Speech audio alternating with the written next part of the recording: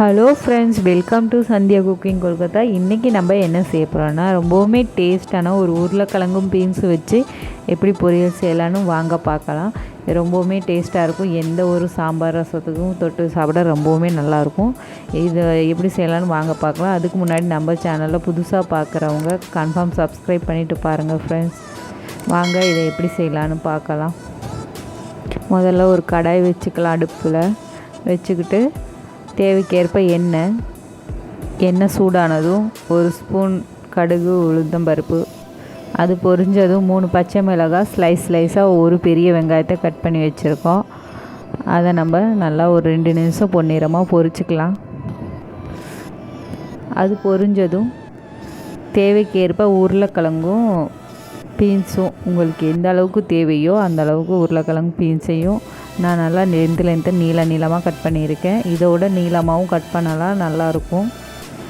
அதையும் போட்டு தேவைக்கேற்ப உப்பு 1 ஸ்பூன், மஞ்சள்தூள் 1 ஸ்பூன் போட்டு எல்லாத்தையும் எல்லா சைடு படுற மாதிரி நல்லா பெரட்டி விட்டு ஒரு பச்சை ஸ்மெல் போகிற வரைக்கும் ஒரு 5 நிமிஷம் நல்லா பெரட்டி விடலாம்.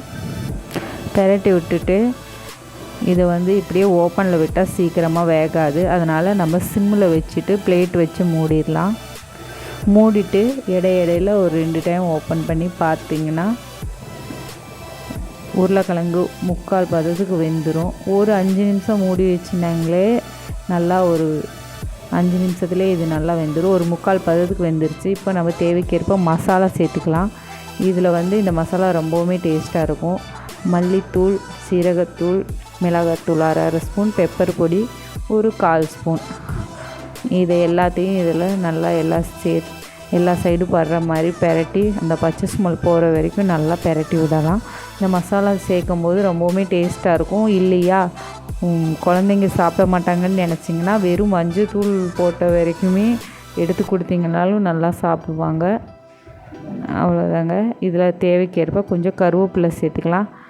உங்கள்கிட்ட கொத்தமல்லி இருந்தால் கொத்தமல்லியும் சேர்த்துக்கோங்க, ரொம்பவுமே நல்லாயிருக்கும். இந்த கருவேப்பிலை, கொத்தமல்லி எல்லாத்தையும் நல்லா பெரட்டி விடலாம். இன்றைக்கி எங்கள் வீட்டில் கரண்ட் இல்லை, சடோனு. உங்களுக்கு அந்த அளவுக்கு கிளியரன்ஸாக தெரியாதுன்னு நினைக்கிறேன்.